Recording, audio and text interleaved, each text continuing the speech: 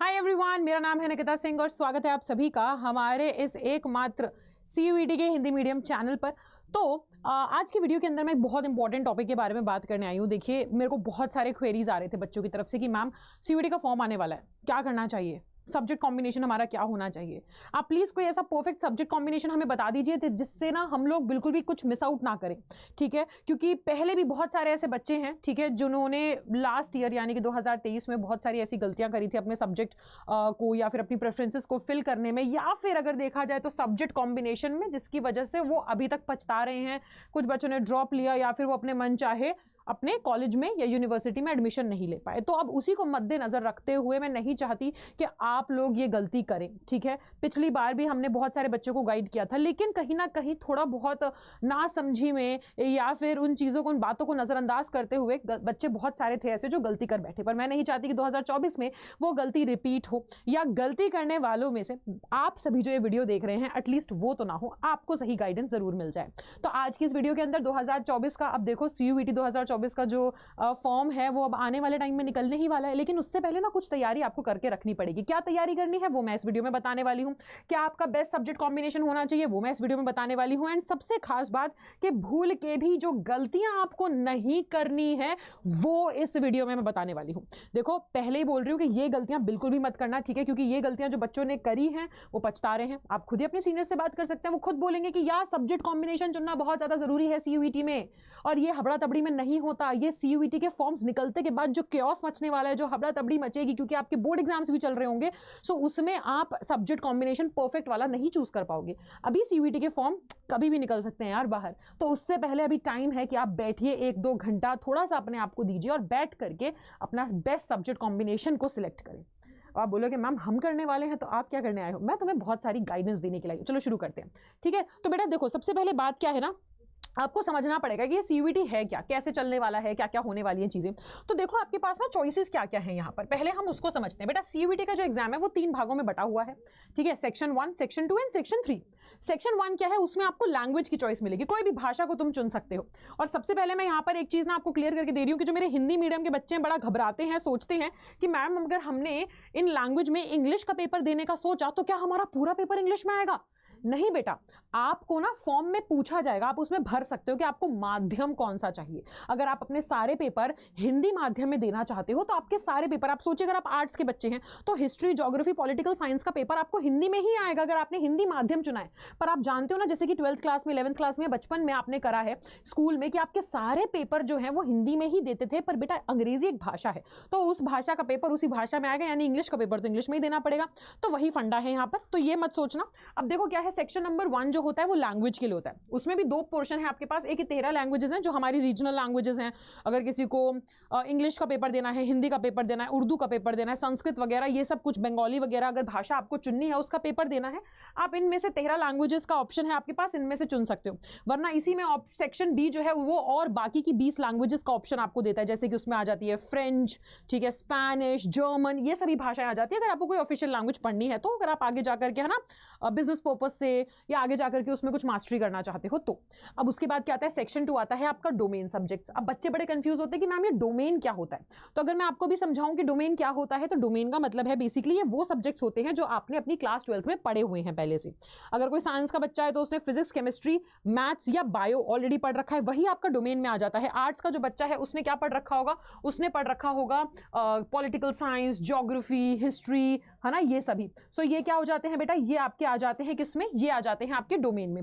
इसके बाद सेक्शन 3 आता है जनरल टेस्ट, जिसमें आपका रीजनिंग वगैरह, ठीक है, और उसके अलावा क्या बोलेंगे हम, स्टैटिक जीके, ये सभी आपसे पूछा जाता है। ओके, है ना। तो अब इसके बाद हम देखें तो आगे क्या चीजें हैं। अब आगे यहां से चीजें कुछ ऐसी हैं कि ये तो आपको चुनने के लिए आ जाएगा। 27 डोमेन है, आप अपनी मर्जी से जो भी डोमेन है उसे चूज कर सकते हैं। तो ये तो सारी कहानी आप कहोगे मैम हमें पता है कि CUET क्या है, क्या नहीं करना, लेकिन फॉर्म फिलिंग में क्या बेस्ट कॉम्बिनेशन कैसे बनेगा। अब मैं आपको बताती हूँ कि बेस्ट कॉम्बिनेशन कैसे बनेगा, लेकिन उससे पहले ना CUET का फॉर्म देखो कभी भी निकलने वाला है बाहर, ठीक है। बहुत सारे बच्चों को शायद ये पता होगा, लेकिन अभी भी मैं जानती हूँ ऐसे बहुत सारे बच्चे हैं जो ये चीज अभी नहीं जानते और बहुत चिल मार रहे हैं, सिर्फ ये पूछते हैं कि मैम कब आएगा फॉर्म। अरे फॉर्म जब भी आएगा वो तो आपको पता चल ही जाएगा, लेकिन उसके पहले ये चीजें जरूर कर लीजिएगा। Things you must do before CUET 2024 forms are out.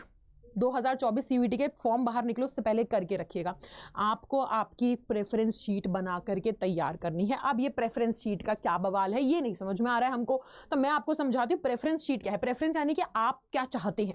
देखो बेटा, एक बार फॉर्म आ गया ना, उसमें फिर उसके बाद सीधा फॉर्म बोलेगा बताओ कौन से कॉलेज में क्या क्या कोर्स करना है। वहां पे ना एकदम ऐसे डब्बा गोल नहीं हो जाना चाहिए हमारा, क्योंकि भाई बहुत बड़ा डिसीजन हम लेने जा रहे हैं। तो ये अचानक से उस दिन बैठ करके नहीं सोचेंगे, इसके बारे में थोड़ा पहले सोच लिया जाए। और ज्यादा टाइम नहीं लगता है बेटा। आपको एक शीट बनानी है जिसे हम प्रेफरेंस शीट कहते हैं। प्रेफरेंस शीट का मतलब क्या है कि आप क्या चाहते हो आगे करना।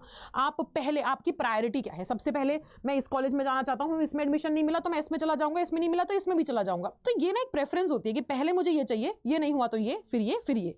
तो प्रायोरिटी के बेसिस पर, ठीक है, ये आपको शीट तैयार करनी पड़ेगी। कैसे तैयार करनी है, बहुत आसान है भाई। देखो, आपको एक पेपर लेना है, ठीक है, और उस पेपर में ना आपको कुछ इस तरीके से सेक्शन बांट लेना है। कैसे? आप बेटा 5, 10 जितने, मैंने यहाँ पे 5 लिखे हैं, 5 तो कम से कम रखो। और मैंने हर बच्चे को सिर्फ एक सलाह दी है हर बार, साल दर साल, कि कभी भी आपके पास जब भी ऐसा ऑप्शन आता है ना कि आप उसमें अपनी प्रेफरेंस या अपने कुछ भी अपने चॉइसेस जो हैं वो डाल सकते हैं, तो कभी भी ना अपने ना ऑप्शंस को लिमिटेड मत करो यार। कभी भी ना उसमें 1 या 2 डाल करके खत्म मत करो। बहुत बच्चे ऐसे गलती कर चुके हैं, ठीक है, कि 1 या 2 कॉलेज डाल देते हैं और उसके बाद खत्म। आप अपने ऑप्शंस को, अपनी चॉइसेस को बहुत बड़ा करके चलो, ठीक है, ज्यादा से ज्यादा उसमें लेकर के चलो ऑप्शंस में, कि अगर मुझे इस कॉलेज में नहीं हुआ तो ये नहीं हुआ तो ये वाला, otherwise this one, this one, this one. तो आपके पास ज्यादा ऑप्शंस होने चाहिए। आपको पता रहना चाहिए कि आप क्या करना चाहते हो, और अगर वो नहीं भी हो पाया तो बैकअप प्लान तैयार होना चाहिए। ये बहुत जरूरी है। सो अपने ऑप्शंस को ना लिमिट करके ना चले, उसे थोड़ा फैला करके चले, ठीक है। तो मैं कहूंगी मिनिमम 5 तो आपके पास होना चाहिए। अगर आपकी और ज्यादा इच्छाएं हैं, कोई कह रहा है कि मैम इससे ज्यादा कॉलेजेस मैं एम करके चल रहा हूं, मेरा टारगेट है, तो आप और बड़ा बना सकते हो। तो आपको पेपर में सबसे पहले क्या करना है, आपको अपने कॉलेज तैयार करना है। कॉलेज या यूनिवर्सिटी कुछ भी कह लीजिए बेटा, ठीक है। सो पहला कॉलेज या पहली यूनिवर्सिटी, ठीक है, उसका नाम लिखिए, है ना। जैसे फॉर एग्जाम्पल आपने लिख दिया कि मेरे को ना पहले इस वाले कॉलेज में जाना है, दिल्ली यूनिवर्सिटी में जाना है। दिल्ली यूनिवर्सिटी में जाना है, ठीक है। दिल्ली यूनिवर्सिटी में आपको अपना मनपसंद कोर्स कौन सा करना है। अब जरूरी नहीं है ना दिल्ली यूनिवर्सिटी से मुझे केवल एक ही कोर्स करना है। हो सकता है दिल्ली यूनिवर्सिटी बहुत बड़ी यूनिवर्सिटी, बहुत सारे कॉलेजेस हैं, ठीक है, बहुत सारे अच्छे अच्छे कोर्सेज हैं। तो हो सकता है कि एक बच्चा बोले कि यार सबसे पहले तो मैं DU में जाना चाहता हूं, और DU में जाऊंगा ना तो हो सकता है कि आपके पास 6-7 कोर्स की लिस्ट हो, कि ये 6 कोर्स जो है ना, ये 6 कोर्स में से कोई भी कोर्स मुझे DU में मिल जाए, मेरी तो मौज ही मौज है, मैं तो एडमिशन ले लूंगा। अगर सोचो कि DU में इन 6 कोर्स में से कोई नहीं मिलता, तब जाकर के फिर मैं BHU, हो सकता है किसी ने BHU डाल दिया यहाँ पर, कि मैं BHU में ये दूसरे नंबर में ये सारी जो कॉलेजेस हैं, है ना, इस कॉलेज के ये सभी कोर्स में करना चाहूंगा। और हो सकता है कोई बच्चा कहे कि मैं BHU से ये 4-5 कोर्स करना चाहता हूं, अगर मुझे DU नहीं मिला तो दूसरे नंबर पे मैं BHU में ये कोर्स करके खुश हो जाऊंगा, इनमें से कोई भी कोर्स मिल जाए। या फिर तीसरे नंबर पे वो आ जाएगी, ये नहीं मिला तो फिर मैं जामिया चले जाऊंगा, मैं जामिया से पढ़ने की कोशिश करूंगा, है ना। जामिया में तीसरे नंबर का मेरी पसंद है ये, इस वाले कॉलेज से मैं ये सभी कोर्सेज करूंगा, ये 4 से 5 कोर्सेज में एडमिशन हो गया तो ठीक है। ऐसे करते करते आपकी जितनी भी आपके एम है, कि पहला मेरा ये पसंद है, फिर दूसरी ये पसंद है, फिर तीसरी ये पसंद है ना, अपने मन की इच्छा के पसंद के अनुसार कॉलेजेस डालिए, और उस कॉलेज से कौन से कोर्स करना चाहते हैं ये कहीं पर लिख के रख लीजिए सबसे पहले। आपके पास फॉर्म निकलेगा, नहीं होता है इतना टाइम बेटा। बच्चे ना बहुत बड़ी गलती करते हैं। सबसे बड़ी जो पहली बड़ी गलती होती है वो ये होती है कि आप पहले से सोच करके नहीं बैठे हो। आप फॉर्म निकल चुका है, उसके बाद भर रहे हो, और उसमें एक आधा पॉइंट डाला, और अगर बाई चांस खुदा ना खास्ता वो कॉलेज नहीं मिला तो फिर आपको पूरा साल बर्बाद। फिर जैसे तैसे किसी, है ना, छोटे मोटे कॉलेज में जा रहे हैं, तो अपने ऑप्शंस को बड़ा करके चलो। ये नहीं तो कहीं ना कहीं तो हम आएंगे किसी बेहतर जगह पे। ऐसा नहीं कि 2 ही ऑप्शन में रखा, दोनों में से कुछ नहीं मिला तो सेकंड बेस्ट कुछ हो सकता था, तुमने बेस्ट के चक्कर में सेकंड बेस्ट को भी गवा दिया। समझ रहे हो मेरी बात क्या कहना चाह रही हूं मैं, है ना। तो अगर एक आधा नहीं भी मिला तो तीसरा चौथा तो मिल ही जाए ना कम से कम। तो ये वाली बात है। तो ज्यादा से ज्यादा ऑप्शंस, और ये ना मुश्किल से 1-1.5 घंटा लेगा, ज्यादा नहीं, मैं ज्यादा बता रही हूँ, बल्कि उससे भी कम। आप बैठ करके शिद्दत से अपनी पसंद और अपने उन कॉलेजेस में से क्या क्या मनपसंद कोर्स करना चाहते हो उसकी लिस्ट सबसे पहले तैयार करो। ये फॉर्म आने से पहले आपके पास तैयार होना चाहिए, ताकि जब फॉर्म आए तो आप इसमें भरते चलें खट खट खट, कि ये कॉलेज, ये कोर्सेज, ये वाला यूनिवर्सिटी, ये कोर्सेज, ये यूनिवर्सिटी, ये कोर्सेज, दैट्स इट। अब बारी आती है कि मैम हमें कैसे वो बनानी चाहिए, हमारी प्रेफरेंस क्या होनी चाहिए। देखो बेस्ट अगर मैं बताऊं तो साइंस के जो बच्चे हैं वो ये सभी कोर्स कर सकते हैं। साइंस के बच्चे हैं जिन्होंने फिजिक्स केमिस्ट्री मैथ्स ले रखी है, वो BSc कर सकते हैं, BCom कर सकते हैं, BA कर सकते हैं कोई भी फील्ड में, या मैनेजमेंट का कोर्स भी कर सकते हैं। अब जो PCB वाले बच्चे जिन्होंने मैथ्स नहीं ली है, जिन्होंने क्या करा है, जिन्होंने क्या कहते हैं बायो ली है, तो बेटा देखो BCom प्रोग्राम कर सकते हो, ऑनर्स नहीं कर सकते क्योंकि वो मैथ्स मांगता है। BA इकोनॉमिक्स यानी कि इकोनॉमिक्स ऑनर्स नहीं कर सकते क्योंकि ये भी मैथ्स मांगता है। अब आपने मैथ्स नहीं ली तो आप ये कोर्स नहीं कर सकते। और मैं DU का बता रही हूँ, ठीक है, दिल्ली यूनिवर्सिटी का। बाकी पीसीबी वाले बच्चे बीएससी कर सकते हैं बायो में, ठीक है, बीकॉम कर सकते हैं प्रोग्राम, और बीए का कोई भी कर सकते हैं इको को छोड़ करके। आर्ट्स वाले बच्चे कोई भी बीए कर सकते हैं, ठीक है, आर्ट्स वाले बच्चे बीए में कोई सा भी कोर्स कर सकते हैं, बीए प्रोग्राम वगैरह कुछ भी। बीए इकोनॉमिक्स क्यों नहीं कर सकते? क्योंकि फिर से बेटा ये मैथ्स मांगता है। अच्छा, बीकॉम प्रोग्राम कर सकते हो, ऑनर्स नहीं कर सकते आप, क्यों? क्योंकि फिर से ये मैथ्स मांगता है। मैं डीयू का बता रही हूँ कि डीयू में अगर जाना चाहते हो तो आपके लिए सारे कोर्सेज खुले हुए हैं, आर्ट्स वाले बच्चों के लिए और साइंस वाले बच्चों के लिए। अब बात आती है कि मैम ठीक है, हम समझ गए, मेरे को दिख रहा है मैम सीधा सीधा, मैं साइंस का बच्चा हूँ, मुझे मैनेजमेंट का कोर्स करना है, ठीक है।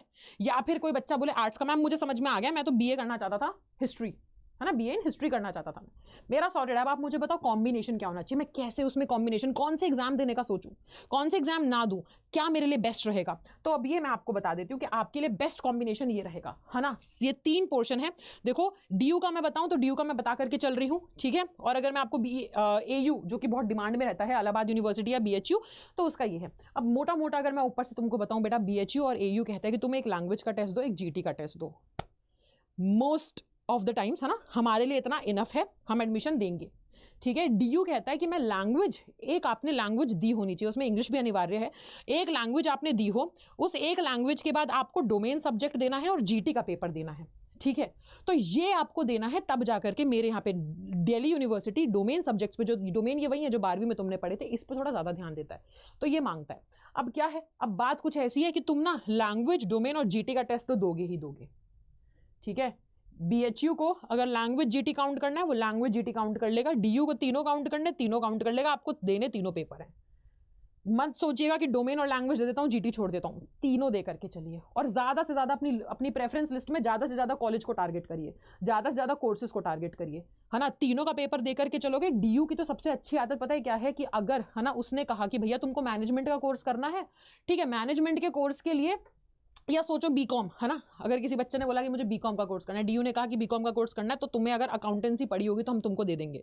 तो कुछ नहीं है बेटा, आप लोग ना, है ना, लैंग्वेज का तो पेपर दोगे ही दोगे, जीटी का पेपर भी दोगे। अगर उन्होंने कहा कि यार तुम आर्ट्स के बच्चे हो, तुमने इकोनॉमिक्स पढ़ रखी है, तुमने हिस्ट्री पढ़ रखी है, ज्योग्राफी पढ़ रखी है, बढ़िया, बस मैं कह रहा हूँ अगर इकोनॉमिक्स भी, अगर तुम अकाउंटेंसी पढ़ रखी है ना तुमने, तो मैं तुमको क्या है, मैं तुमको बीकॉम में एडमिशन दे दूंगा। अगर ऐसा मान के चल लीजिए, मैं हाइपोथेटिकल सिचुएशन में ऐसे बता रही हूँ आपको, अगर वो ऐसा कहता है तो आपको क्या करना पड़ेगा, है ना, तो आपको डोमेन में, है ना, अकाउंट्स का पेपर भी देना पड़ेगा, अकाउंटेंसी का पेपर भी देना पड़ेगा। तो सबसे बेस्ट है ना, लैंग्वेज का आप दे रहे हो, जीटी का आप दे रहे हो, डोमेन में आपको एक एक्स्ट्रा पेपर आप दे करके चल रहे हो, तो आपका उसमें भी एडमिशन हो जाएगा, ठीक है। सो यहाँ पर क्या है कि डोमेन सब्जेक्ट्स जो है ये ऐसे सब्जेक्ट है जो आपको तैयार करने पड़ेंगे, ठीक है। लैंग्वेज और जीटी भी आपको देना ही पड़ेगा, इसको आप छोड़ नहीं सकते।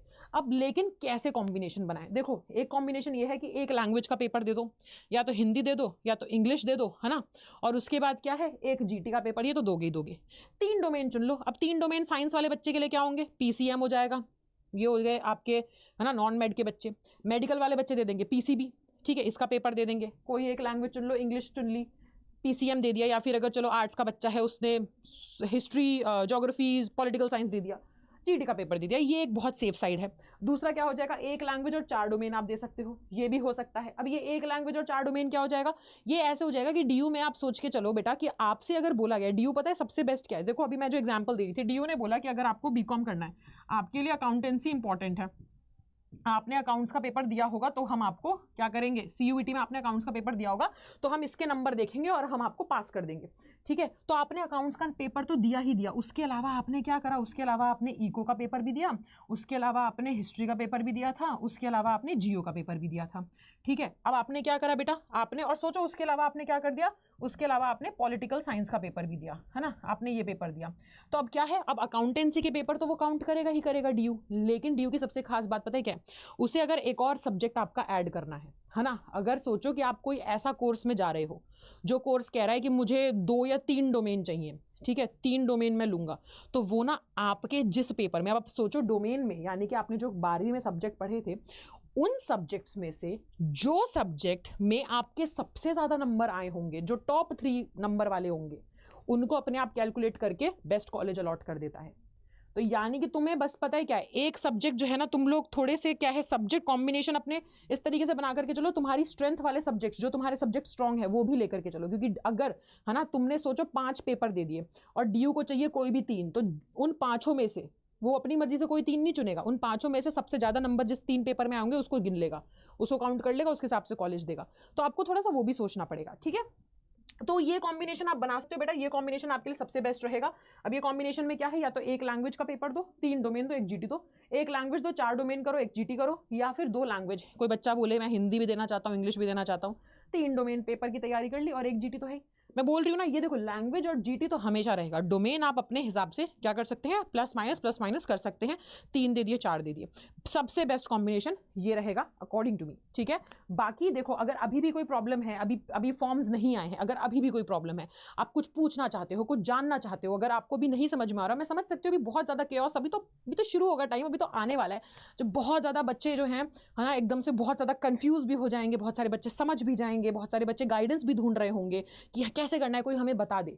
तो ऐसे में मैं रहूंगी आपके साथ हर वक्त साथ में, जहाँ पे आपको हर पॉइंट पे हर एक कदम पे गाइड कर रही होंगी, ठीक है। अब आप बोलेंगे कि मैम हम कैसे गाइडेंस, हमें बात करनी होगी आपसे, हमें जानना होगा इन चीज़ों के बारे में, अभी तो फॉर्म आने वाला है।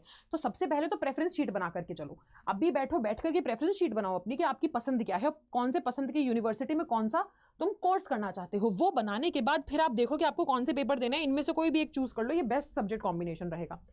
अब उसके बाद भी अगर कुछ कंफ्यूजन रहता है, कुछ नहीं समझ में आता है, तो इस वीडियो के नीचे कमेंट सेक्शन में कमेंट करिए, मैं पर्सनली सबको रिप्लाई करती हूँ। वरना बेटा हमारी इसी चैनल के ऊपर CUET की हम प्रिपरेशन करवा रहे हैं और रोज़ाना शाम को 4 बजे मेरी इंग्लिश की क्लास होती है, तो आप उस क्लास में, ठीक है, हमारा प्रचंड बैच चल रहा है ना, और प्रचंड बैच के अंदर, ठीक है, daily okay Monday to Saturday, तो मंडे टू सैटरडे हमारी क्लास होती है शाम को 4 बजे। आप उस क्लास में आकर के, लाइव क्लास होती है, उस क्लास में आकर के मैं आप लोगों को इंग्लिश भी पढ़ा रही हूँ, MCQ सॉल्व करवा रही हूँ, उस क्लास में आकर के आप मेरे से एक बारी बात कर सकते हैं, ठीक है, हम 1-to-1 कॉन्वर्जेशन कर सकते हैं, है ना। आप मेरे से जुड़ सकते हो, तो मैं आपके सारे जो बाकी के डाउट्स होंगे वो भी वहाँ पे सॉल्व हो पाएंगे, ठीक है। सो आप यहाँ पे जुड़ सकते हो। इंग्लिश की क्लास प्रचंड बैच जो है हमारे, ठीक है ना, प्रचंड बैच में हमारी इंग्लिश की जो क्लास है वो डेली कब हो रही है, वो डेली हो रही है आपकी शाम को 4 बजे। तो ये क्लासेस में ज्वाइन कीजिए, आइए, और जितने भी डाउट्स हैं यार अभी सॉर्ट कर लो, अभी टाइम है, ये 2-4 दिन की शांति है, फिर उसके बाद जो तूफान आने वाला है ना, बोर्ड्स भी होंगे